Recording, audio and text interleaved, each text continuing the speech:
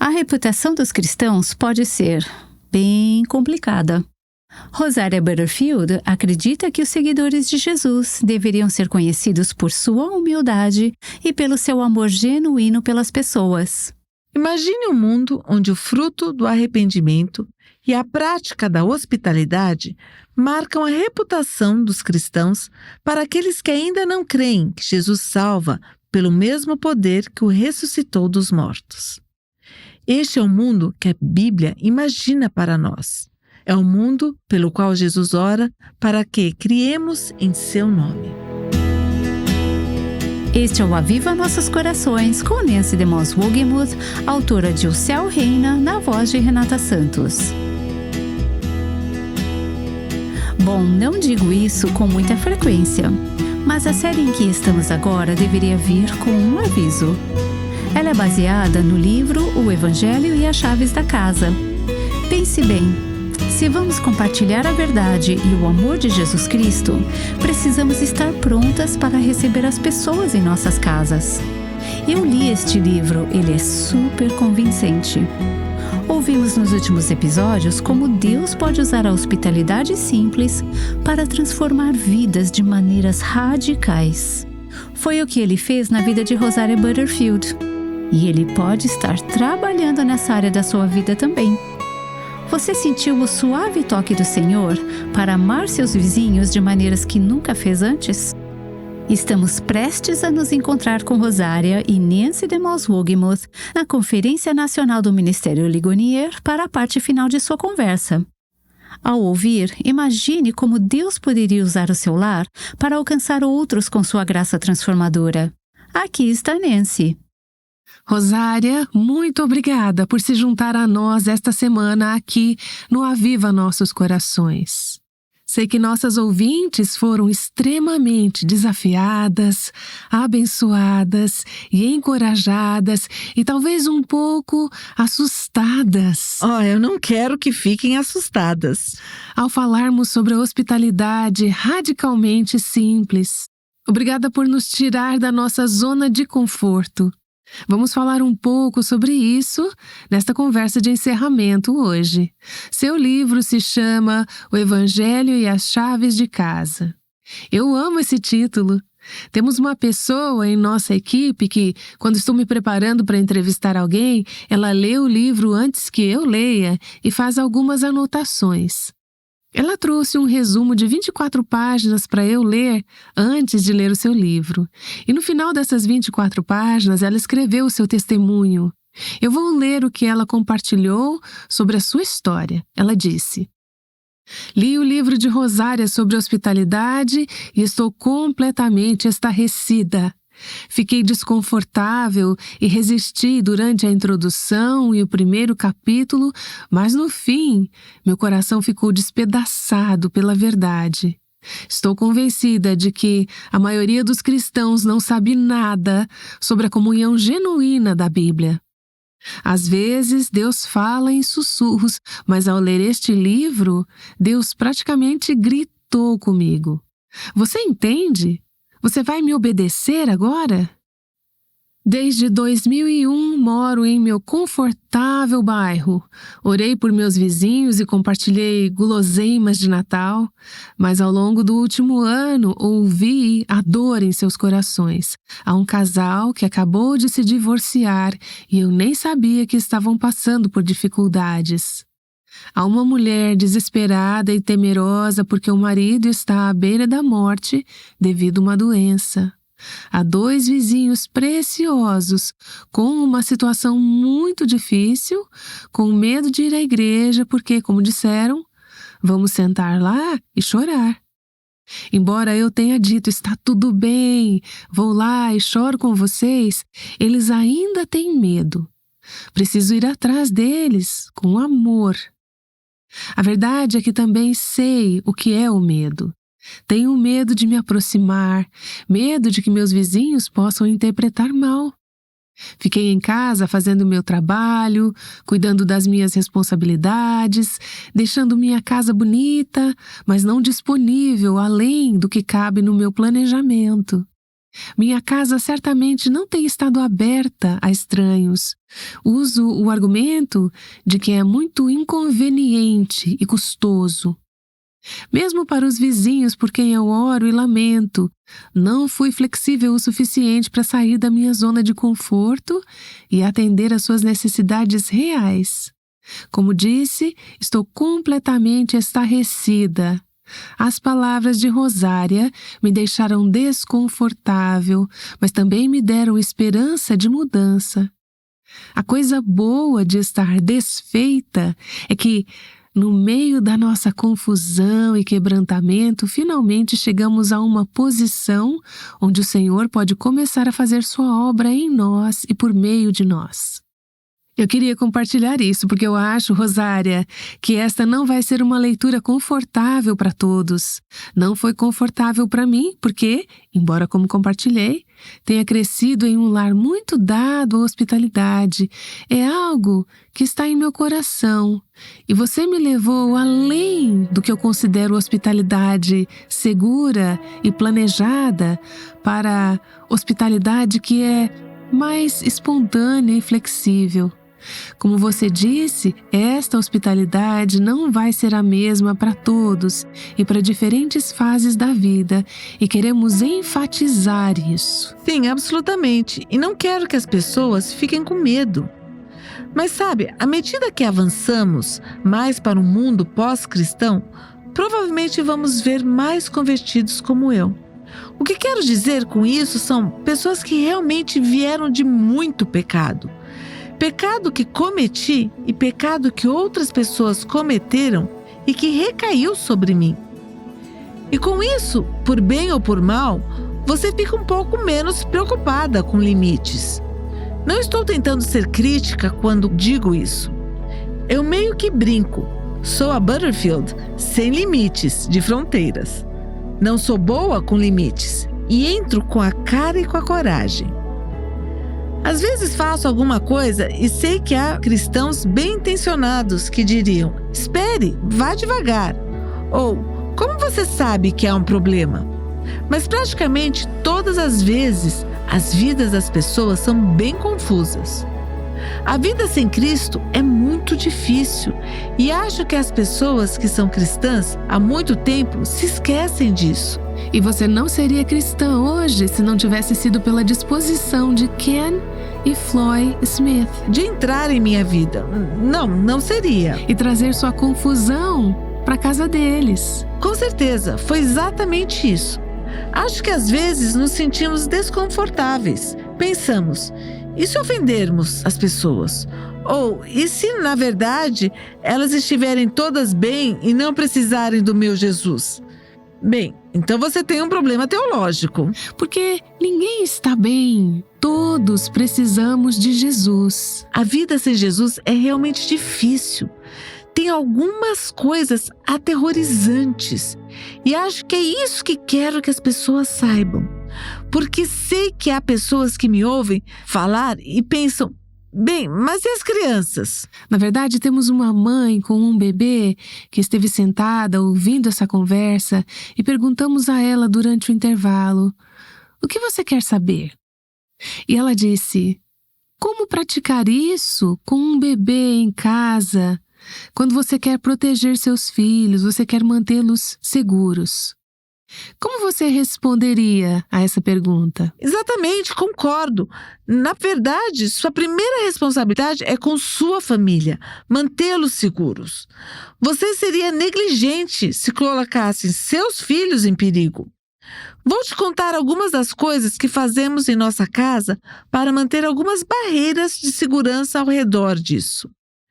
Sabemos que Satanás pode atacar todas essas barreiras, então não vamos agir como se isso fosse a solução final dessa conversa. Olha, nenhuma família está segura se Cristo não estiver presente ali. Ele é o nosso refúgio, nossa fortaleza e nossa segurança. Ele é. Isso significa que nenhum casamento está verdadeiramente protegido. Sem Cristo, os relacionamentos ficam vulneráveis e expostos, e ainda mais conflitos e dificuldades. Fomos pais adotivos licenciados por 10 anos, e isso significa que por 10 anos tivemos algumas regras básicas em nossa casa, e essas regras foram muito úteis. Quando as pessoas dizem, nossa, essas regras são realmente criativas, onde você as aprendeu? Eu digo, bem, aprendi com o setor de bem-estar social do Estado. Elas estão disponíveis para qualquer um. E algumas dessas coisas podem dar a aparência de que somos um casal muito chato. E, de certa forma, isso pode ser verdade. Por exemplo, simplesmente não permitimos álcool em nossa casa. Não acho pecaminoso beber álcool. Mas nos anos em que fomos pais adotivos licenciados, com adolescentes em casa, evitar algo era uma ideia muito sábia. Portanto, não ter álcool é uma coisa básica que mantém todos seguros. E o que isso significa? Significa que não podemos ter álcool. E sabe de uma coisa? Tudo bem para nós, porque é para um bem maior. Então, isso é uma coisa. Outra coisa é que não permitimos que as pessoas entrem na área dos quartos da casa durante o jantar. As crianças nunca podem estar em uma sala com alguém que não seja um dos pais ou uma pessoa designada. Tenho uma amiga que viaja comigo e me ajuda com as crianças. Ela é minha irmã no Senhor. Ela é como uma tia para os meus filhos. Ela está na lista aprovada. Ela está na lista aprovada. Mas somos muito claros com os nossos filhos e lembramos isso a todo momento, porque é difícil para as crianças, especialmente para as crianças com necessidades especiais. Elas pensam que se veem uma pessoa na hora da história, na biblioteca, 3 vezes, essa pessoa é sua amiga. Nós dizemos, não. Nunca entre em um carro com eles, nunca fique sozinha em uma sala com eles, ninguém pode te tocar. Falamos muito sobre questões corporais. Fale com um dos pais, fale com um dos pais, fale com um dos pais. Mas na maior parte do tempo, quando temos comunhão aberta, estamos todos na sala de jantar. Estamos na sala de aula e em casa. Estamos na sala de estar. Em um ambiente em grupo. Nossos filhos têm idade suficiente para entender essas regras. Os bebês não.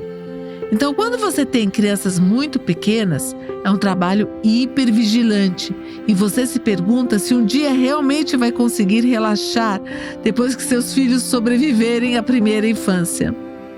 Tenho uma amiga querida da igreja que foi inspirada a praticar a hospitalidade. Ela é uma das pessoas mais hospitaleiras que conheço e acabou de se mudar para uma nova área. Ela tem 2 filhos, de 1 e 5 anos. O que ela decidiu foi ter um ministério explicitamente para crianças e mães. Ela morava em uma rua sem saída, então escreveu bilhetes à mão para cada mãe, convidando todos para uma hora de história bíblica em sua casa na segunda-feira de manhã. Todo mundo veio, até as mães que não são cristãs vieram. Você sabe por quê? Elas se sentem solitárias. Isso te dá um motivo para tomar um banho e sair de casa.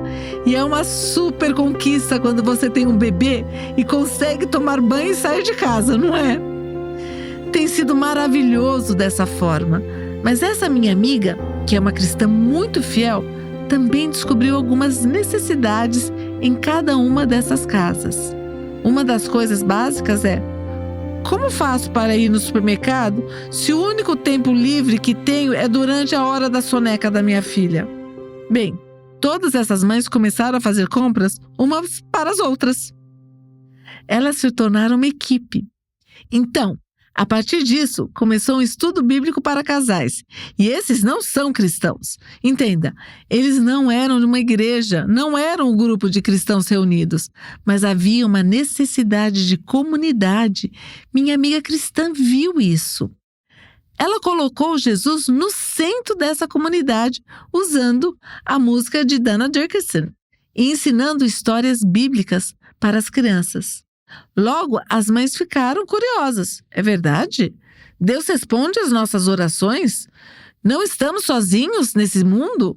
Existe um propósito para a minha vida? Existe significado no meu sofrimento? Como meu casamento seria diferente se meu marido e eu ambos estivéssemos submissos a Cristo? Essas foram perguntas que surgiram de um tempo de histórias para crianças. Mas uma das coisas tão vitais sobre o que ela faz é que ela faz isso toda segunda-feira de manhã. Não é, na terceira segunda-feira do mês traga um prato. Isso é outra coisa. Venha como você está, venha de pijamas. Mesmo que você ainda não tenha tomado banho. Sim, não seja uma supermulher, apenas venha. E você é assim com relação à sua casa também. Talvez você ainda esteja lidando com o ensino domiciliar. Existem coisas acontecendo que estão em vários estágios de preparação. Isso não é entretenimento. Isso não é entretenimento. E seus cardápios, suas refeições e suas configurações de mesa. Você apresenta várias situações em seu livro que são muito reais. Sim, muito reais. Isso dá às outras pessoas a chance de ministrar. Sabe, minha vida é bem bagunçada.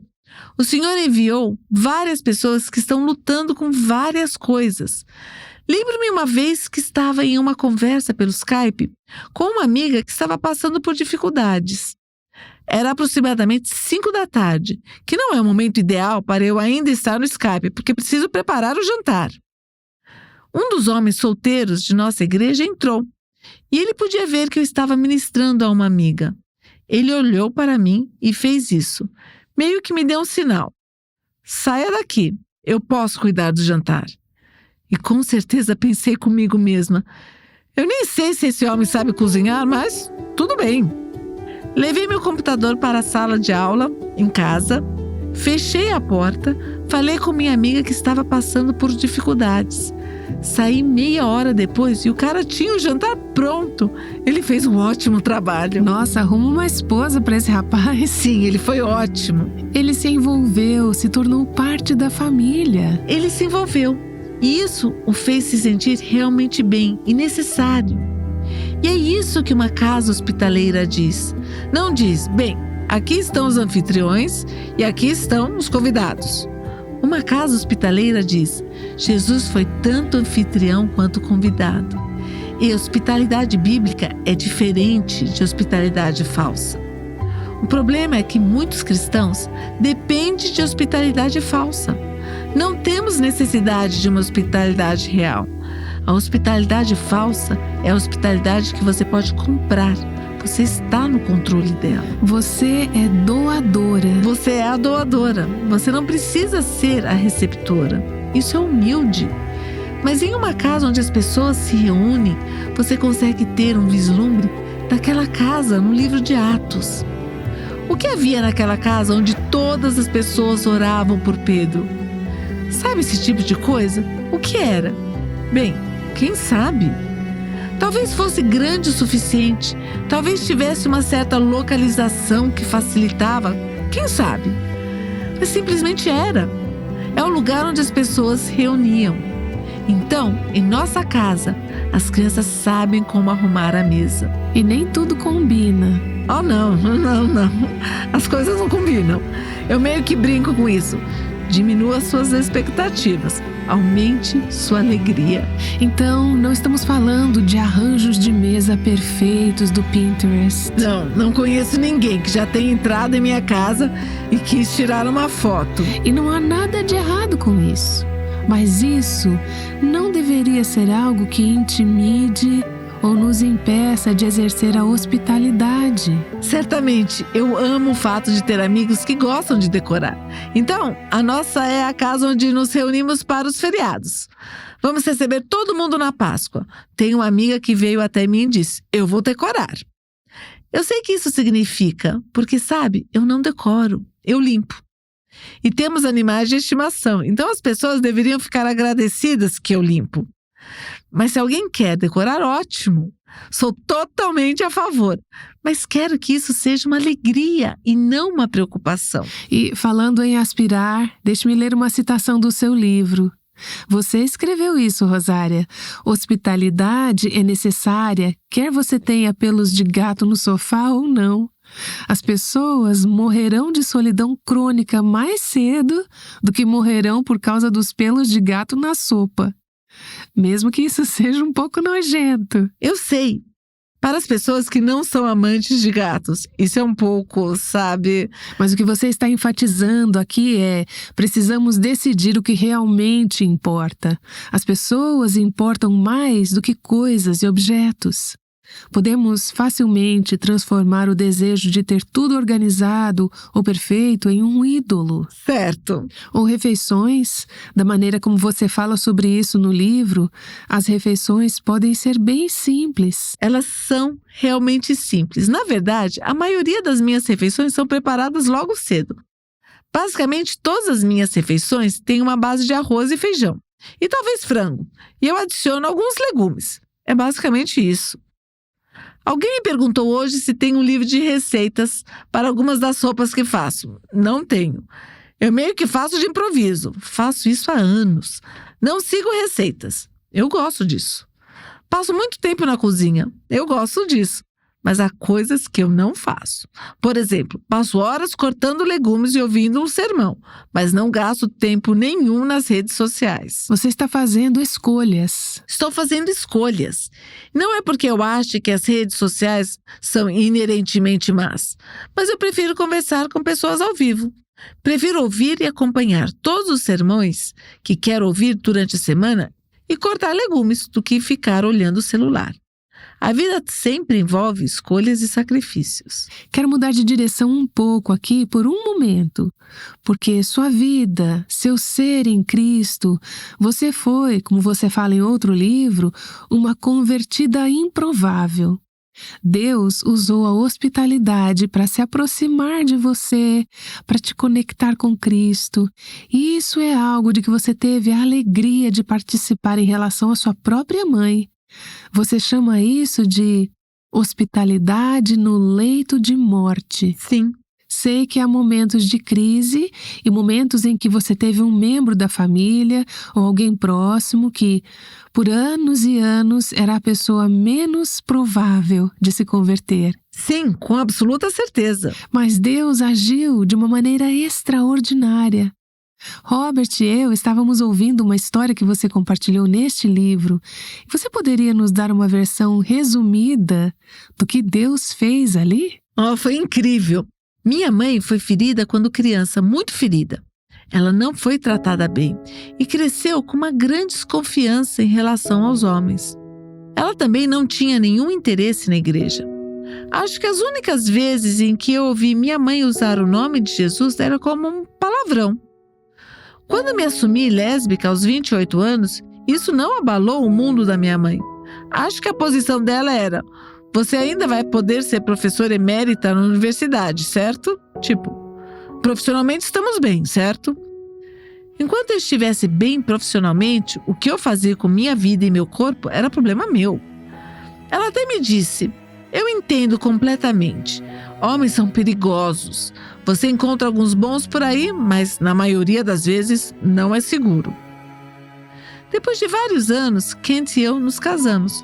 Nos mudamos para a Carolina do Norte. Minha mãe se mudou conosco e morou em casa por 16 meses. Durante esse tempo, ela zombava da nossa fé.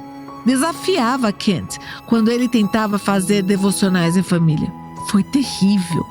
Ela dizia aos nossos filhos que isso estava errado, que pessoas inteligentes não acreditam nessas coisas sobrenaturais. Ela era muito resistente. Foi muito difícil. E eu estava escrevendo um livro, e esse foi um momento muito difícil. Houve um momento específico depois que o segundo livro, Abertura Sem Barreiras, foi lançado. Bem, há 2 livros que estão meio que ligados. Um é Pensamentos Secretos de uma Convertida Improvável e o outro é Abertura Sem Barreiras, mais pensamentos secretos de uma convertida improvável. Eles são sobre identidade sexual e união com Cristo. Minha mãe leu ambos os livros e veio até mim depois de lê-los. Ela disse: Rosária, eu li ambos os seus livros e não sou fraca como você.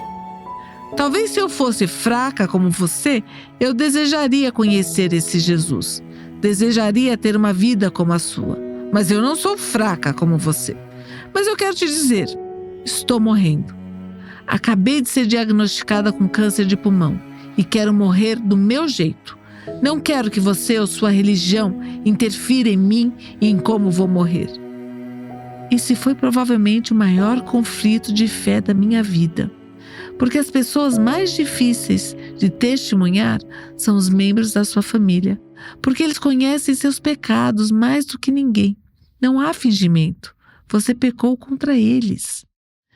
Bem, pela providência de Deus, pude passar os últimos 10 dias da vida de minha mãe com ela no estabelecimento de cuidados paliativos. Kent cuidou de tudo para que eu literalmente ficasse ao lado dela o tempo todo. Morrer é muito difícil, é um processo vil. Assistir alguém morrer, mesmo no hospital, com bastante morfina, sabe que a morte é uma maldição. Eu simplesmente orava. Sou cantora. Cantei todo o saltério, cantei os salmos. Em certo momento, minha mãe simplesmente se sentou e olhou para mim e disse: "Bem, acho que agora sou fraca como você. Por que você não me fala sobre esse evangelho?" "Mas eu não acredito." "Por que não acredito? Se sou fraca como você, por que não acredito?" E eu disse: "Bem, mãe, acho que não é o evangelho que você não conhece. Acho que é o pastor que você não conhece. Você parece ter uma ideia geral, mas é a pessoa que você não conhece." E minha mãe, de uma maneira muito prática, disse: "Certo, ok, estou morrendo. Me fale sobre isso. Me fale sobre ele." Esse foi o começo de um tempo fascinante na minha relação com minha mãe. Durou apenas 2 dias, porque ela morreu muito rapidamente depois disso. Mas Kent e eu começamos a ler todas as passagens bíblicas que conhecíamos que falavam sobre Jesus, o pastor e o pastorear. E minha mãe teve uma resposta imediata e totalmente oposta, onde não conseguia ouvir o suficiente. Ela dizia: "Leia mais para mim, me conte mais." E então, em certo ponto, ela se sentou na cama. Sabe, é engraçado, as pessoas que estão morrendo não conseguem mexer a boca. Mas de repente parece que vão sair andando do quarto. Ela se sentou na cama e disse: "Mas espere aí, o que vou fazer com o meu pecado? Não quero falar com o padre. O que eu vou fazer com o meu pecado?" E eu disse: "Bem, você tem que falar com o sacerdote. O sacerdote, Jesus. Você precisa confessar seu pecado e ter confiança de que Ele vai te perdoar." Ela disse: "Mas não preciso falar com você sobre isso." "Não, eu não sou sua sacerdotisa." "Ótimo. Bom, foi muito difícil. Minha mãe era uma mulher rústica. Ela havia trabalhado muito e tido uma vida difícil. Mas 2 dias antes de morrer, tive o incrível privilégio de vê-la entregar sua vida a Jesus. Foi incrível. Minha mãe morreu e eu não tive arrependimentos. Falo sobre isso no livro. Tivemos um relacionamento difícil, minha mãe e eu. Eu não podia ser tudo o que ela queria que eu fosse. Foi muito difícil. Tivemos uma relação muito difícil. Mas quando ela morreu no Senhor, foi como se todas as coisas que haviam sido dolorosas para mim em nosso relacionamento antes disso fossem preenchidas pelo Senhor. Seu sangue preencheu essas lacunas de padrões ruins. Foi sem arrependimentos que enterramos minha mãe. Foi o momento em que percebi que Deus é misericordioso e ouve nossas orações. Fui ao meu grupo Ensino Domiciliar alguns dias depois e uma das minhas amigas disse: "Oh, Rosária, o que aconteceu? Sua mãe chegou à fé?" Olhei para ela e disse: "Bem, não sei. Talvez tenha sido a morfina falando, mas ela disse todas as coisas certas." E essa amiga olhou para mim e disse: "Sabe o quê? Sabe o quê, irmã? Quando você chegou à fé, muitas pessoas também não acreditaram. Então adivinhe, Jesus salva os pecadores, assim como você, assim como eu. Louvado seja Deus pelo que Ele fez na vida de sua mãe. E pare de se preocupar com a morfina. Louvado seja Deus por amigos que podem fazer isso, porque é assustador. E como você disse em seu livro, isso mudou o futuro dela, mas também mudou o seu passado. Mudou o futuro dela e o nosso passado. Não tenho nenhum desses arrependimentos. Não tenho nenhum desses essas perdas da infância, porque o avanço da salvação resolve o olhar para trás da história. Jesus reescreve a história. O Evangelho muda indivíduos, mas também muda a comunidade, muda o corpo de Cristo. Essa foi uma das lições cristãs mais poderosas da minha vida. Rosária, no final do seu livro, O Evangelho e as Chaves de Casa, no qual você descreve lindamente esse assunto de praticar uma hospitalidade radicalmente simples, você teve uma sessão comovente que intitulou de E se? E você disse: imagine um mundo onde cada cristão praticasse uma hospitalidade radicalmente simples. Pinte para nós, em apenas 1 minuto aqui, como isso poderia ser. Ajude-nos a imaginar. Você sabe que os cristãos precisam trabalhar de uma forma imaginativa e precisam trabalhar de forma imaginativa em uma formação esperançosa, épica, literalmente falando. Precisam pensar no e se, sabendo que o e se que Jesus segura é sempre bom. Então eu perguntei, e se todo cristão praticasse uma hospitalidade radicalmente simples, como anfitrião ou convidado? Todo cristão fizesse um pacto de membresia na igreja e o honrasse. Todo cristão dizimasse e onde vivêssemos intencionalmente dentro dos nossos recursos, tendo o suficiente para compartilhar e talvez até nos mudássemos para bairros que precisam mais de nós do que nós deles. Viver a imagem de um Deus santo tivesse um significado profundo, algo que mudasse a forma como nos vemos e vemos os outros.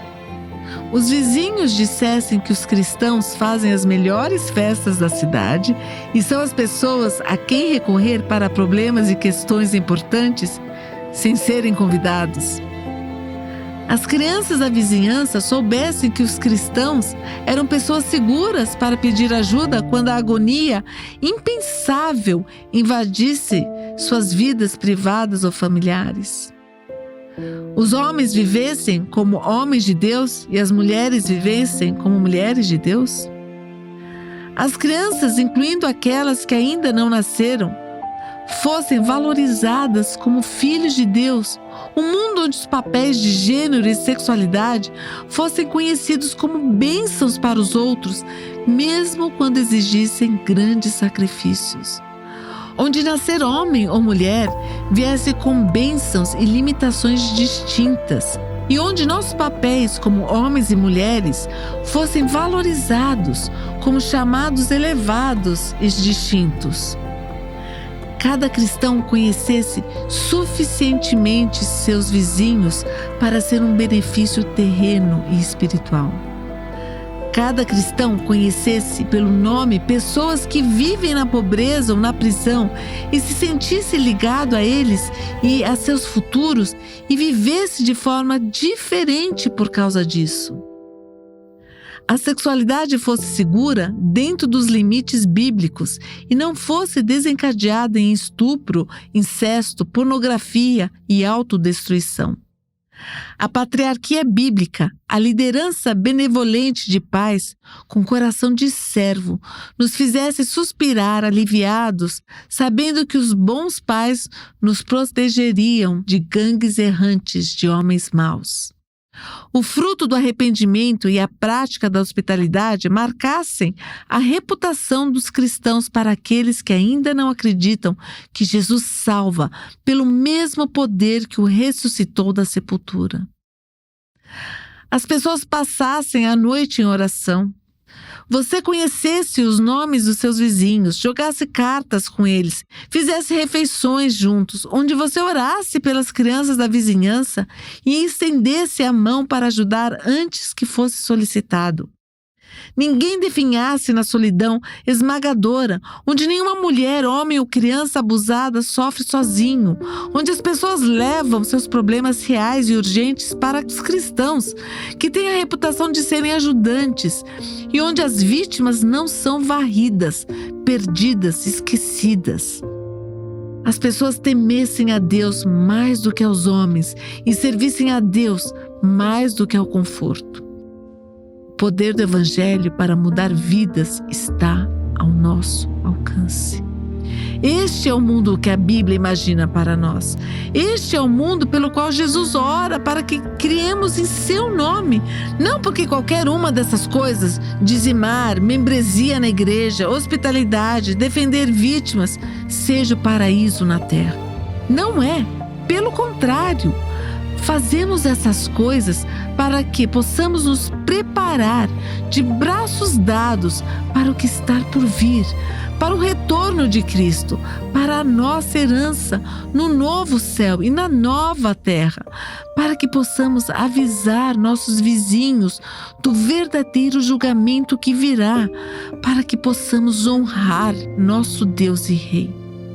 Isso é a essência, começando por você e por mim. E pela nossa porta aberta, e nossa mesa de jantar, e nossas chaves de casa, prontos para dar. Isso não é complexo. O cristianismo diário, radicalmente simples, não é o cristianismo de PhD. O Evangelho vindo com uma chave de casa é o cristianismo ABC. A hospitalidade diária e radicalmente simples é o bloco básico para uma vida cristã vital. Comece em qualquer lugar, mas por favor, comece. Essa é Rosária Butterfield falando sobre alguns trechos de seu livro O Evangelho e as Chaves da Casa. O subtítulo é Praticando uma Hospitalidade Radicalmente Simples em um Mundo Pós-Cristão. Ela tem conversado com Nancy DeMoss Wogemuth sobre como a hospitalidade é essencial para a vida de um cristão. Acesse o site para adquirir sua cópia ou clique no link na transcrição. O cristianismo radicalmente simples do dia a dia não é um cristianismo de doutorado. É um cristianismo de ABC. Foi o que Rosária disse. Quando penso em outros elementos da fé, que foram blocos de construção para a minha vida cristã, penso em 2 palavras: o céu reina. É uma mensagem tão simples, não é? Mas ser capaz de descansar na soberania de Deus muda como vivemos diariamente. O Aviva Nossos Corações é o ministério em língua portuguesa do Revive Our Hearts com Nancy DeMoss Wogemuth, chamando as mulheres à liberdade, à plenitude e à abundância em Cristo.